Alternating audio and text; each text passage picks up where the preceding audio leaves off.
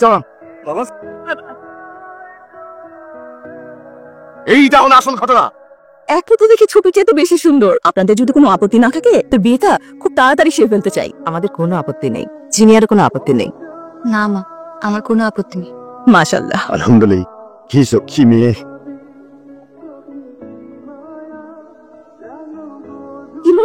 প্রত্যেকবার এসে মেয়েকে দেখে যায়, পছন্দ করে, তারপর বাড়িতে গিয়ে বিয়েটা ভেঙে দেয়। এবারও হ্যাঁ, কি হয়েছে বাবা? আমাদের পেছনে মনে হয় শত্রু লেগে গেছে। এবারও পাত্রপক্ষ তোর বিয়েটা ভেঙে দিয়েছে। তুই একদম চিন্তা করিস না মা।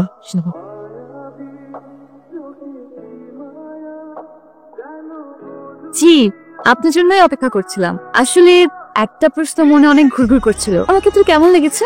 অনেক ভালো লেগেছে। আপনাকেও? আমাদের অনেক ভালো লেগেছে। আমাদের? আমি এবং আমার বান্ধবীরা আজকে আমরা কি খেলবো আর বলটা আপনি চা খেয়েছি বিয়ে করে।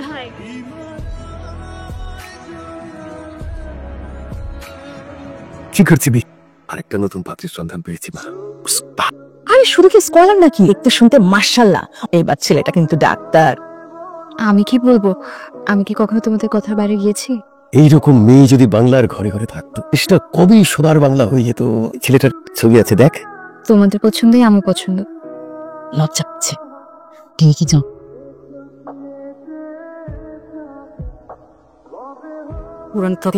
মা, আমি হাজার লক্ষ কোটিবার বলেছি আমি বিয়ে করবো না। এই পাত্রীটা অনেক ভালো। যতই ভালো হোক মা, আমি বিয়ে করবো না। আমি চিরকুমার থাকবো। কেন? এটা তোমার ছেলে অনেস্ট। সে এসএসসির পরীক্ষায় এমএল লাইফ রচনায় যা যা লিখেছিল তা অক্ষর অক্ষর পালন করে যাচ্ছে। মা, মনোযোগ দিয়ে মানুষের সেবা করার সুযোগ দাও।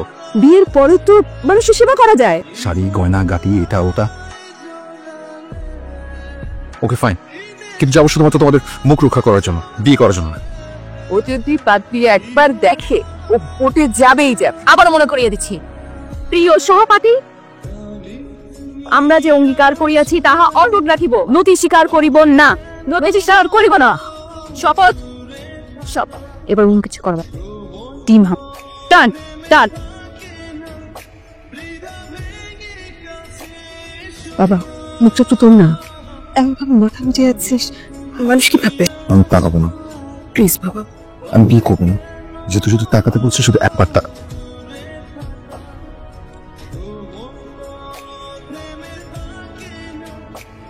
তাহলে আজকে উঠেই ভাই সাহেব আপনারা আমাদের সাথে ডিনার করে যাবেন। বাবা, আপনি চল চল।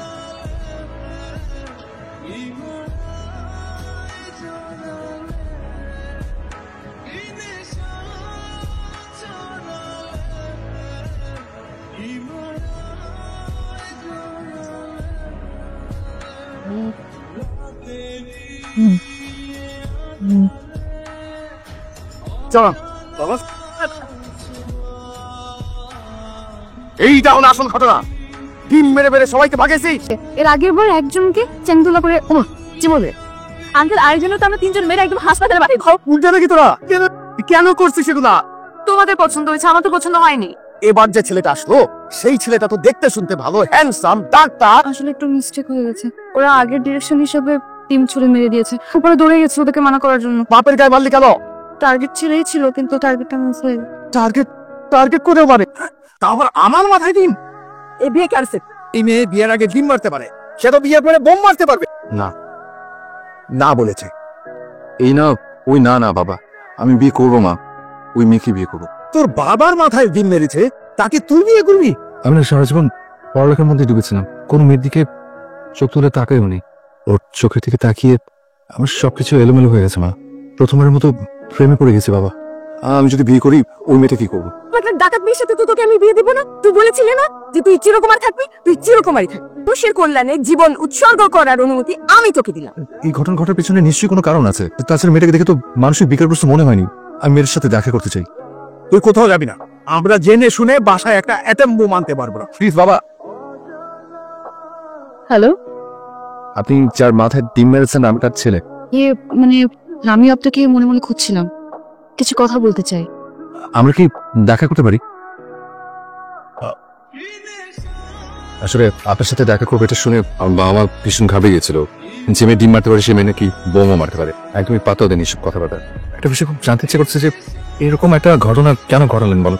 ডিম কেন? তো আবার আমার বাবার টার্গেট তো তুমি বাবা ছিল না। একটু পানি খাই। একটু পানি ন আপনি একটু শান্ত হন। শুরু থেকে বলি নাকি? 3 বান্ধবী আমরা শপথ নিয়েছি আমরা কখনোই বিয়ে করব না। আমিও না ঠিক করেছিলাম জীবনে কোনোদিন বিয়ে করবো না, বাবা আমার মুখ রক্ষা করার জন্য গেছিলাম, কিন্তু আমি না চোখ ফেরাতে পারছিলাম জানেন। এরকম নির্লজ্জের মতো আমি কোনোদিন কোনো মেয়েটিকে তাকাইনি জানেন। আমার সাথে একই জিনিস ঘটেছে। তাহলে এমন একটা কাজ কেন করলেন? আমি তো করিনি, করেছে তো আমার বান্ধবীরা।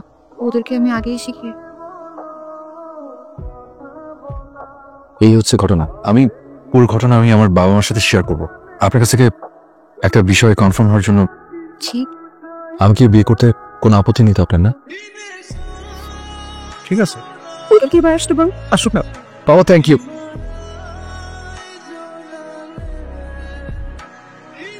আপনার বাবা মাকে ইনভাইট করেছেন? আমি ওদের কনভিন্স করে নিয়ে আসবো। আপনারা শুরু করুন। জি জি, ব্যাস ওরা দুজনে একটু নিজেদের মধ্যে কথা বলুক। যাও বাবা, ওকে একটু নিয়ে যাও।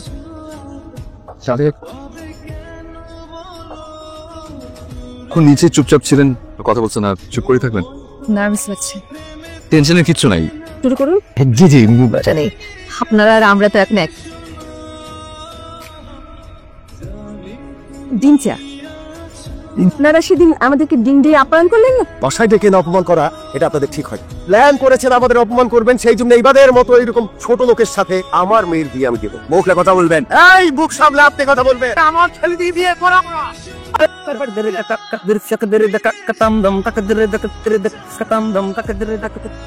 তুই কোথায় দিয়ে গেলি আমাদের? এই বেটা প্ল্যান করে আমাদের অপমান করার জন্য আছে তো।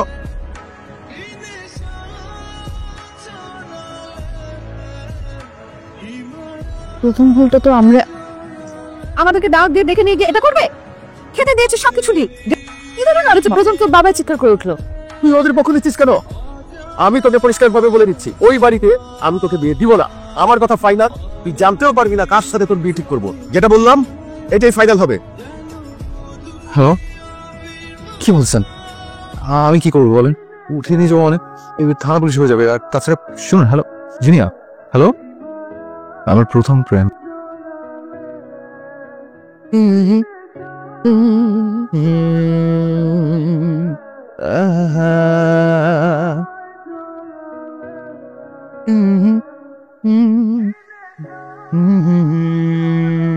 কি ব্যাপার, ডাকলি কেন বলতো? আমি আজকে বিকেলে যখন ছাদে গেলাম দেখলাম আদনান মন খারাপ করে বসে আছে। আমিও কয়েকদিন থেকে খেয়াল করছি। আচ্ছা, এখন কি করা যায় বলো তো? এতদিন পরে বিয়ের জন্য রাজি হয়েছে। আমরাও তো ওদের সাথে কম খারাপ ব্যবহার করিনি। চলো আমরা ওদের সাথে আলাপ টালাপ করে আবার সেটাকে ঠিকঠাক করে ফেলি। ঠিক আছে, আমি একা একবার যাই। হাত পিছিয়ে কেন? আবার ডিম নিয়ে আসছেন নাকি? দিন নিয়ে আসিনি, আমি এসছি ক্ষমা চাইতে আর একটু সমঝোতা করার জন্য। এই সেদিনের ঘটনাটা আসলে একটা অ্যাক্সিডেন্ট। এইসব বিষয়ে আর কোনো কথা হবে না। অন্য কি বলতে আসছে সেটা বলে বিদায় হন, যান। আসলে আপনার মেয়েকে দেখি সে বিয়েতে মত দিয়ে আমরা সবকিছু ভুলে যদি আবার। অনেক দেরি করে ফেলছে। আমি তো আমার মেয়ের বিয়ে ঠিক করে ফেলছি। ঘটক সাহেব ফোন দিছে। আলহামদুলিল্লাহ। পাতা তো বেড়েছে, লকডাউন যেতে চাইছি মেয়ে অসুখের জন্য যদি কিছু টাকা পয়সা কন্ট্রিবিউট করতে এই ধরেন লাখ 30 লক্ষ টাকা ক্যাশ ক্রেটে ভইরা রেডি করে রাখছে। বিয়ে তো ফাইনাল।